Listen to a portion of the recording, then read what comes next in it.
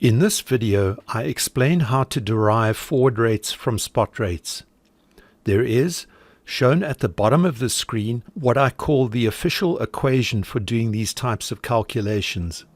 However, the algebra may not appear to be very intuitive. Although what I demonstrate in this video does not contradict that equation in any way, I offer a perhaps more logical way of thinking about the issues in terms of very simple time value of money principles.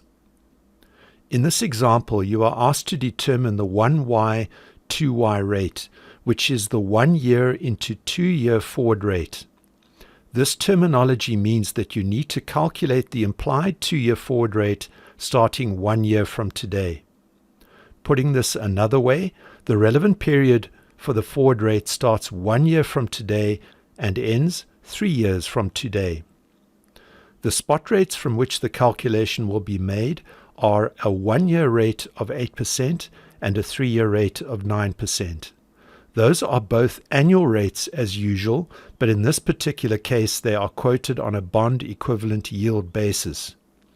Therefore, the rates are stated annual compounded semi-annually, and you need to sketch out your timeline in 6-month periods, not years. In this case, only the relevant notches are shown, being T0, T2, which is the same as the end of the first year, and T6, being the end of the third year. The main insight that underlies the calculation of implied forward rates from spot rates is that you need to think in terms of the no arbitrage principle. You imagine that you start at T0 with 100 Rand and that you have the choice of taking two different routes to the end of the third year.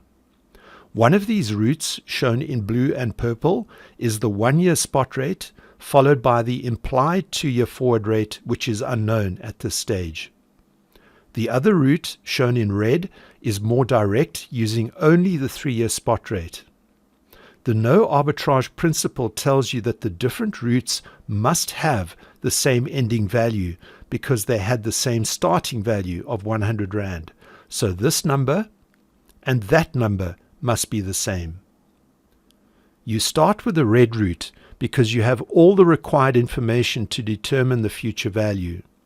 Keeping in mind that this situation has a periodicity of 6 months, you apply straightforward TVM principles to calculate the year 3, more specifically the T6 value at 130 Rand and 23 cents. This means that the ending value for the blue and purple route is also 130.23. You continue to fill in the blanks on this timeline using the spot rate for the first year to calculate that the T2 value is 108 Rand and 16 cents.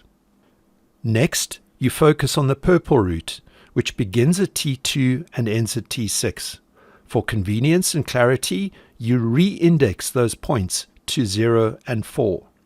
Having filled in the T0 value of 108.16 and the T4 value of 130.23, you are now in a position to calculate the periodic rate that explains the link between these present and future values. Having determined that the per 6-month rate is 4.75%, the final step is to double it for the required bond equivalent yield rate of 9.50%.